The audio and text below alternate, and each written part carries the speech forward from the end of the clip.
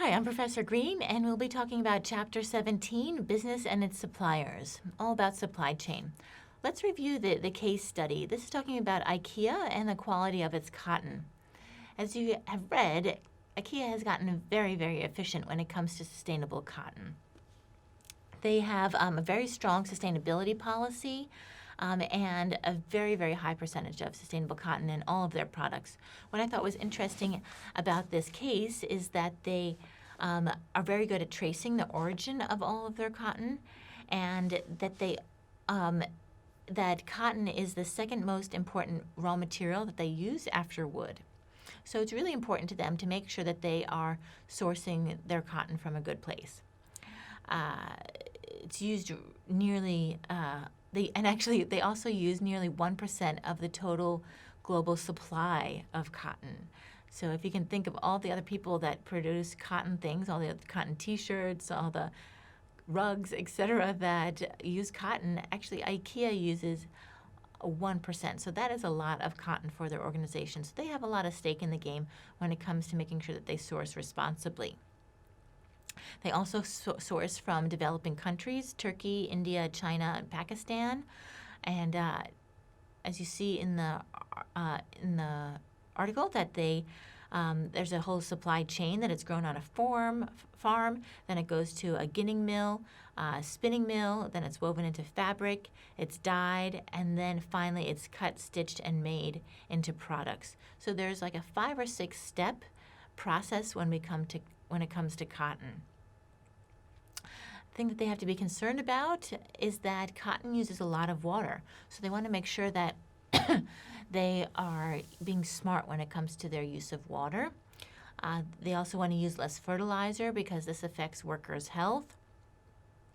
They want to make sure that women are paid equally to men because very often when it comes to cotton picking, women are not treated equally to men.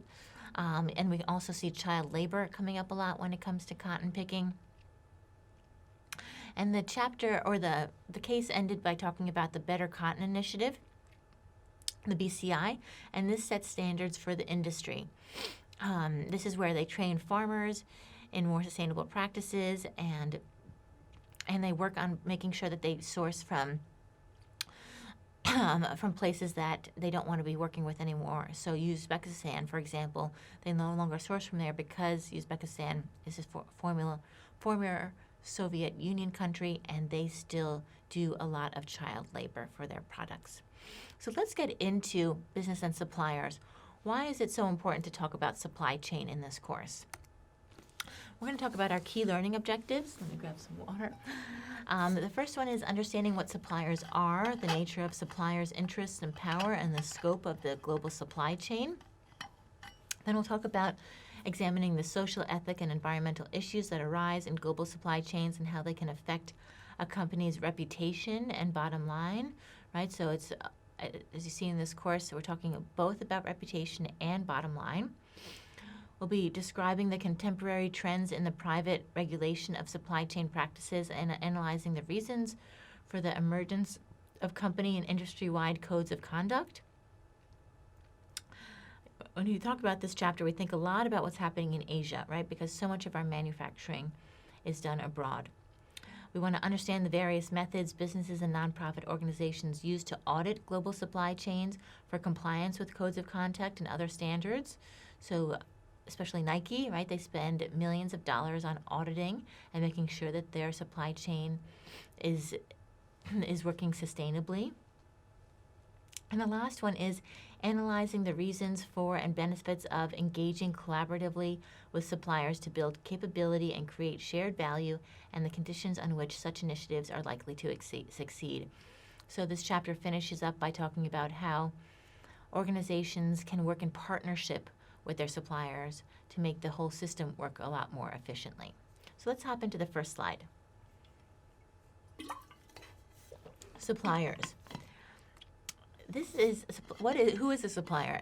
It's an organization that provides goods or services to another organization.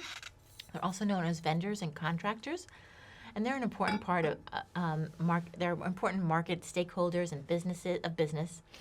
They provide critical inputs, and they often manufacture entire products that companies then sell to customers under their own brand. The major transnational firms can have an enormous number of suppliers. Right. As we've seen, we've studied already Intel this semester. Intel has 19,000 suppliers in over 100 countries. So a lot to keep track of, a lot to understand where are these products coming from.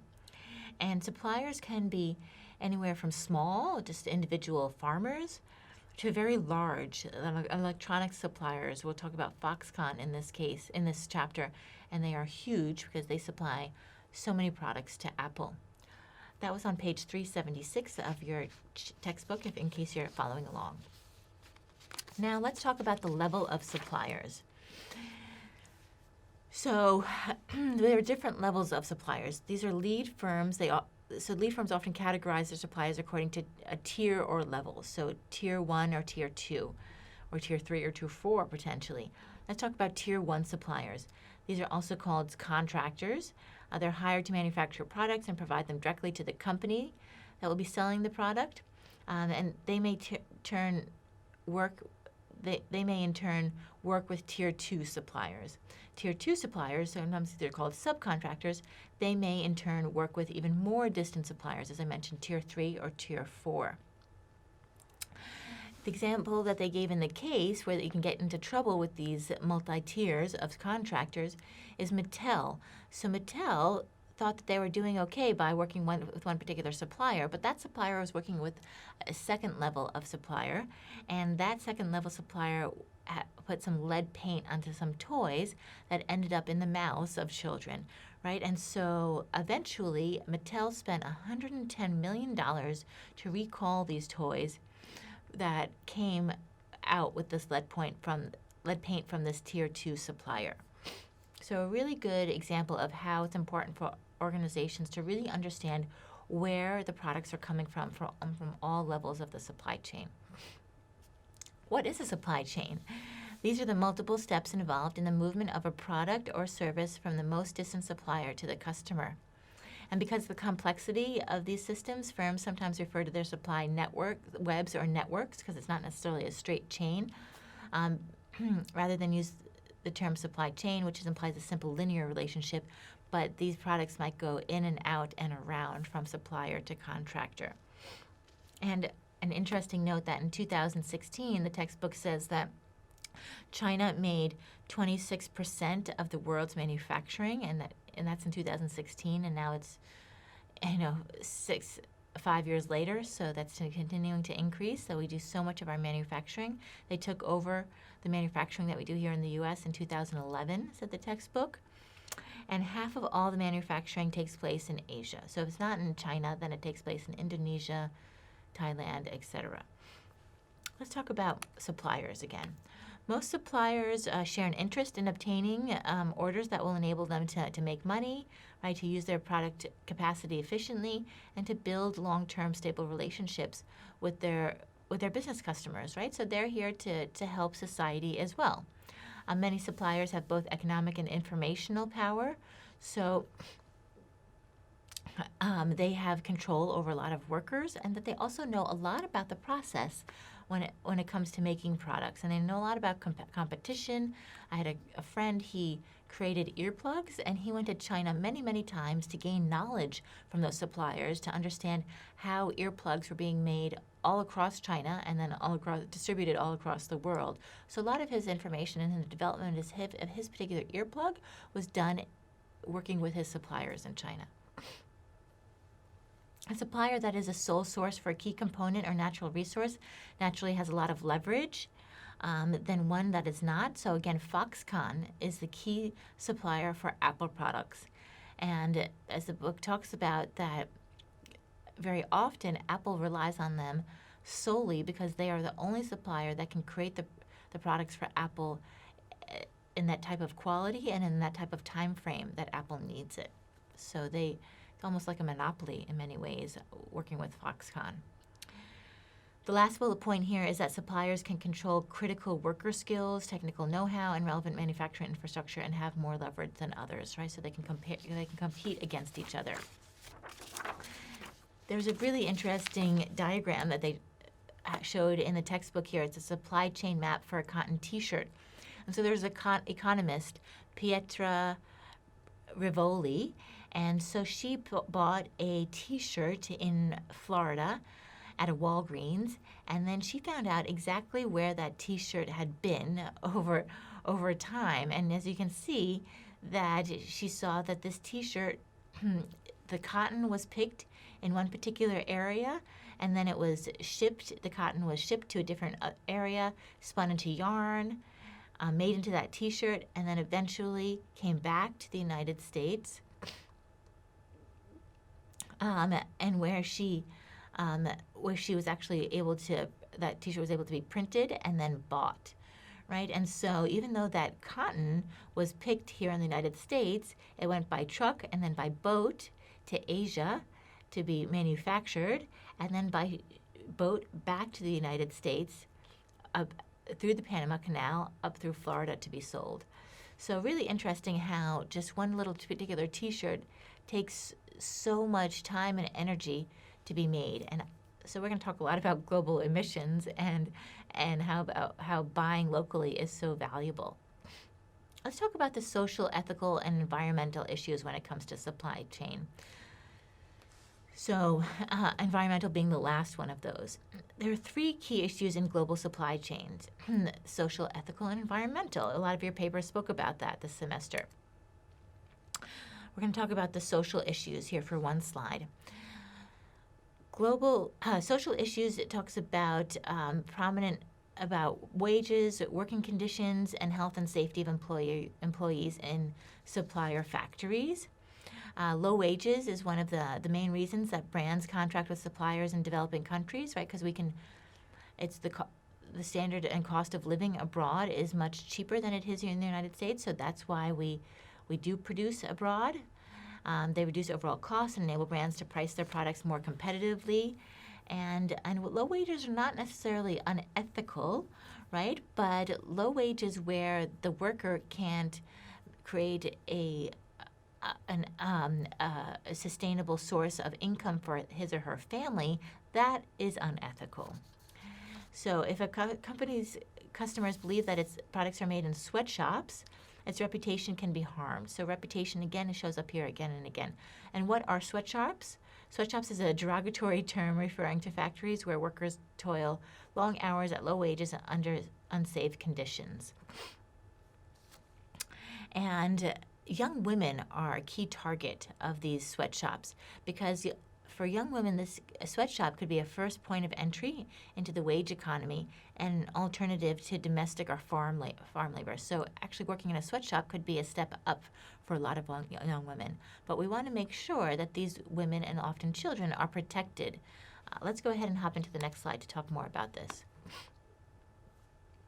So there are some challenges for businesses. So we want to assure that the suppliers pay wages that are perceived as fair, as I was just mentioning on the previous slide.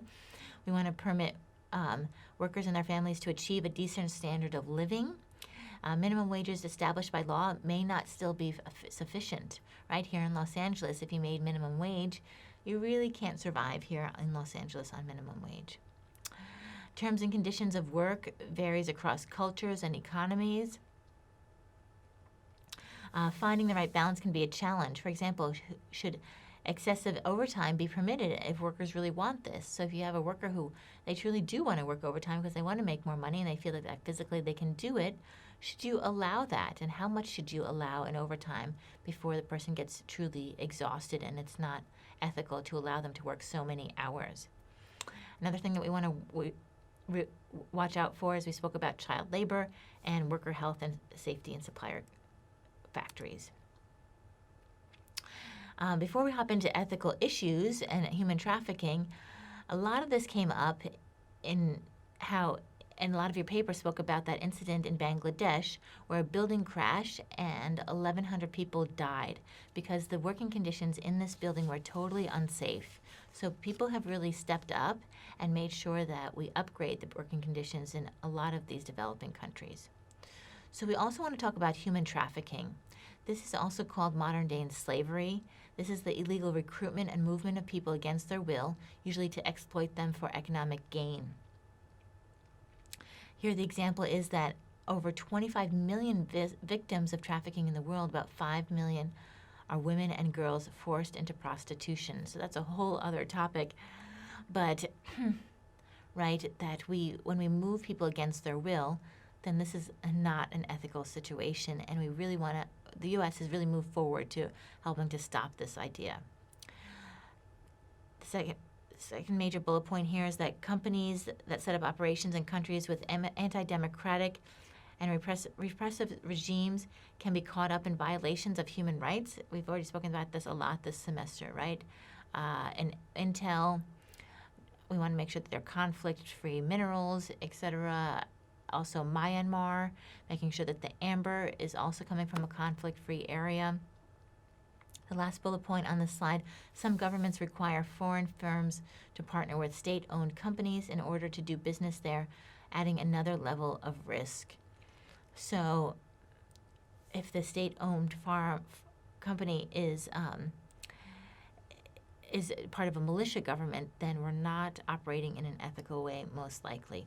And this is on page 380 of your text if you're following along.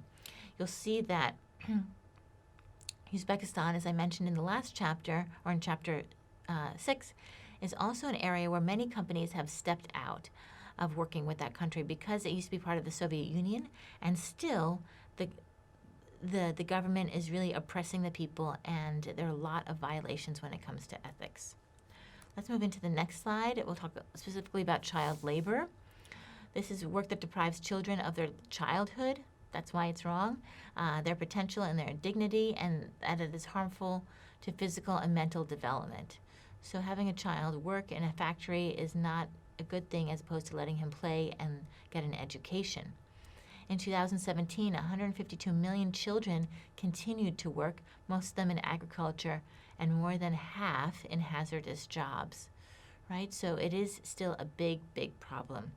Nestle has been criticized from sourcing cacao from farms who use child labor. The sad part is that Nestle has really gone above and beyond to make sure that this is not happening. They have a code of conduct. They've created studies in their supply chain. They've trained farmers to make sure it doesn't happen. But still, there are second and third tier suppliers, small farms, that are allowing it, and that cacao is still reaching into the Nestle products. So they continue to try and crack down on these problems. There's a human rights challenge here, right? So transnational companies that depend on resources that are farmed, extracted, or mined are particularly at risk for human rights abuses by the suppliers. So that's just a summary of what we've been talking about here today. A specific human rights challenge in global supply chains is sourcing minerals and other valuable commodities from conflict zones. As we saw already in this course, Myanmar and the Congo are two big areas for that issue. Let's now talk about the third part of the social, ethical, and environmental issues. This is the environmental piece. This arises when a supplier of raw materials, parts or finished goods contributes to climate change, dumps toxic chemicals, emits air pollution, and reduces biodiversity.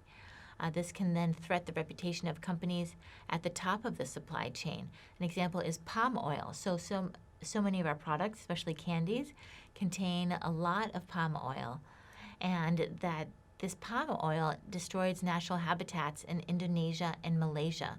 But we don't necessarily see that when we're eating the candy, right? And we don't necessarily know that this palm oil, which is so popular in so many of our foods, is really having a huge effect on so many of the products that we eat on a regular basis.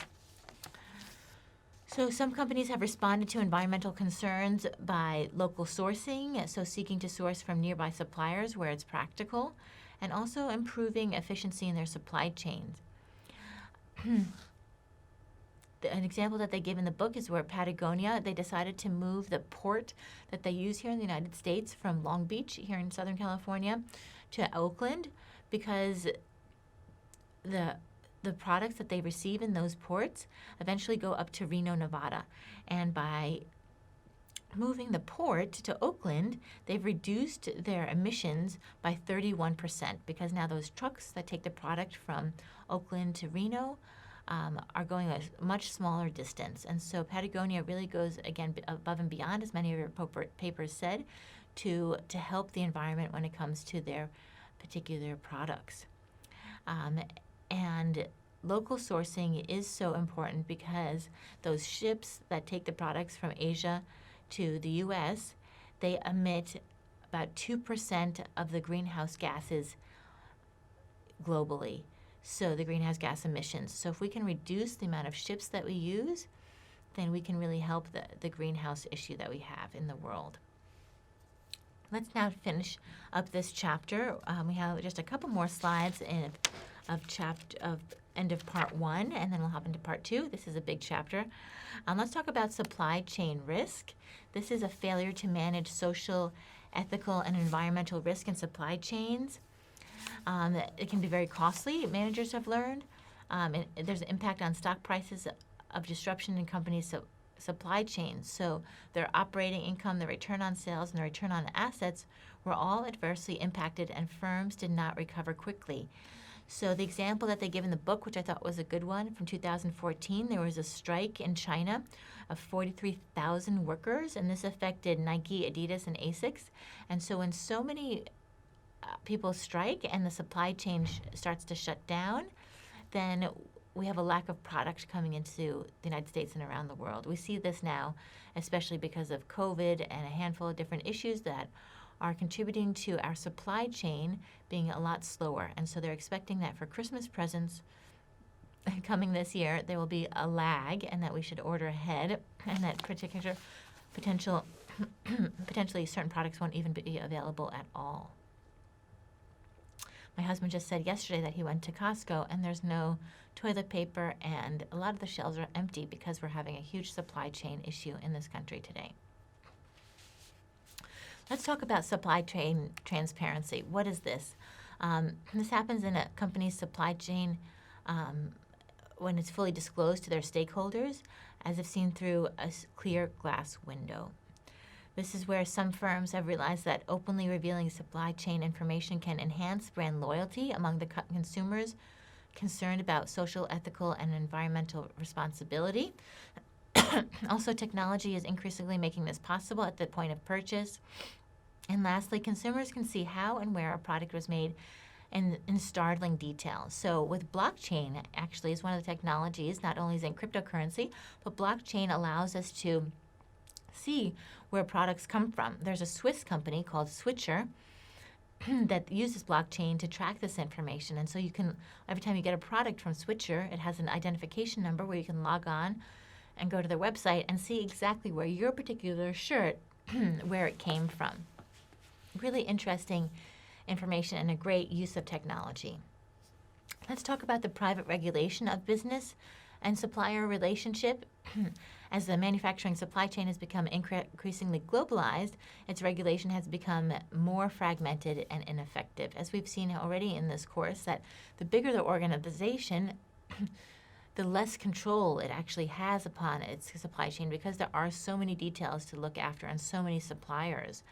So new institutions have arisen to fill the void created by the inability of the governments in both developed and developing countries to police the far-flung operations of large transnational corporations and their global supply chain, also known as a code of conduct. So very often these developing countries have a conflict of interest within their governments, because many of their government officials also at the same time will be factory owners. And so they have a hard time creating and implementing rules that will potentially hurt these factory owners. And so that's why developing nations have to have these NGOs to come in and help monitor this process and these relationships. So there's an affiliate from the United Nations called the International Labour Organization. They're helping to do this, but they also lack enforcement power, and companies must be willing to cooperate with this organization. So as you can see, this is a really hard place for companies to control what the right thing is to do. When we also talk about the private regulation of the business-supplier relationship, we talk about private regulation in particular. This is, again, where non-governmental institutions govern, enable, and constrain economic activities. It's also called private governance. It occurs when companies set up rules of behavior for themselves and their business partners, right? That's what Intel is doing. And private regulation often takes the form of company industry-wide codes of conduct that establish standards governing labor, human rights, environmental, and related practices within global supply chain. As we saw when we talked about the Intel case, there's an organization that has 400 companies that have signed up to help monitor themselves and join in and collaborate when it comes to these ethical processes. And in the absence of effective public regulation, many companies have established rules for their suppliers through their own voluntary supply chain codes of conduct. So the example that they give in the book is Levi's, that in 1991 they had an issue in Saipan, and they created their own particular code of conduct. And you ask, well, what about the U.S.? Doesn't the U.S. have an organization that can help us? We have an organization called OSHA that monitors manufacturers in the U.S., but they do not have any control abroad. A lot of these individual organizations will take cues and ideas from OSHA to then help monitor manufacturing areas in Asia. So again, more reasons why we would have private regulation, or a summary of why we would have private regulation, because there's a lack of jurisdiction in the home country governments, so that even though Intel is an individual, is a U.S. company, they don't have jurisdiction in these governments and companies abroad. There's weak regulatory capacity in these developing countries, as we spoke about. There's a conflict of interest between the government officials and the owners of the factories, and there's also limited enforcement power of transnational institutions. So even though there's the UN, as I said, they don't have a lot of power right now to implement these ideas. So the good part, though, is that the percentage of firms in developing countries with a supply chain code of conduct is quickly increasing. Right here in 2015, almost 50% of firms in developing countries have an actual code of conduct. Another slide here on the private regulation of the business-supplier relationship. Here, scholars have hypothesized that supply chain codes of conduct are most likely to be adopted by firms that have high valuable brands and are therefore more vulnerable to reputational damage. Again, reputation shows up here again. Are highly scrutinized by the investment community, including activist shareholders. We talk about in this course a lot about the power that shareholders have. Are headquartered in countries with strong unions, social welfare policies, and cooperative relationships among government, business, and labor. So these companies are headquartered here in the U.S. or in Europe, where they have these ideas already, and so they want to implement these ideas abroad in these developing countries. Are members of industry coalitions or country networks, such as those sponsored by the United Nations Global Impact, that promote supply chain responsibility. So again, they are involved in the United Nations or similar organizations, so they want to make sure that those ideas and guidelines are implemented in their operations. And lastly, these companies are targets of pressure for responsible practices by non-governmental organizations, either through campaigns, boycotts, or shareholder resolutions, as we spoke about. So a lot of overlap in those bullet points, but you get the idea that there's a lot of pressure for these organizations to cooperate and help their manufacturers work ethically. So are there any common industry-wide standards? A common trend is adoption of common standards within the industry, yes. An example is the Responsible Business Alliance Code of Conduct. There are common standards. The common standards improve compliance since suppliers are not faced with a myriad of conflicting demands. So that's really nice that if one supplier supplies both Nike and Adidas, they have the same code of conduct if Nike and Adidas work together to create the same code of conduct, code of ethics. And this also reduces the cost of monitoring, since brands can share audit results. And so that means that if you have a third-party auditing company or organization, that they can report on these suppliers and share that information among Nike and Adidas. More commonly, this happens in the electronics industry. So these coalitions used to be, one coalition used to be called the Electronics Industry Citizen Coalition, and this helps HP, IBM, Apple, and Dell, 110 companies that subscribe to this coalition, and they get reports from this auditing group so that they can then identify suppliers with which they'd like to work with. And this code of conduct that works within this coalition, right now it covers 3.5 million employees. So that's a good amount of employees, but I have to say a small amount compared to how many employees are out there creating all these wonderful products for us. Let's talk about the next slide. Another slide in the private regulation of the business-supplier relationship. This is where firms invest in supplier social responsibility in order to create a positive customer image, enhance brand equity, reduce cost, satisfy government regulation, avoid disruptions, increase sales, and allay public criticism. So again, just repeating why these companies want to get invested in these social responsibility ideas. Here's a graph of the drivers of social and environmental responsibility supply chain. The number one reason being that they want to create a positive customer image and enhance brand equity. And again, they want to fend off shareholder external PR concerns, but that's also still pretty high. So as you can see that there are government regulations in here. They want to reduce costs. This is from the Future of Supply Chain report, and a quite credible source when you talk about why companies are doing this. Supply chain, that was the end of part 1. Let's hop into part 2 of this chapter, chapter 17, talking about supply chain.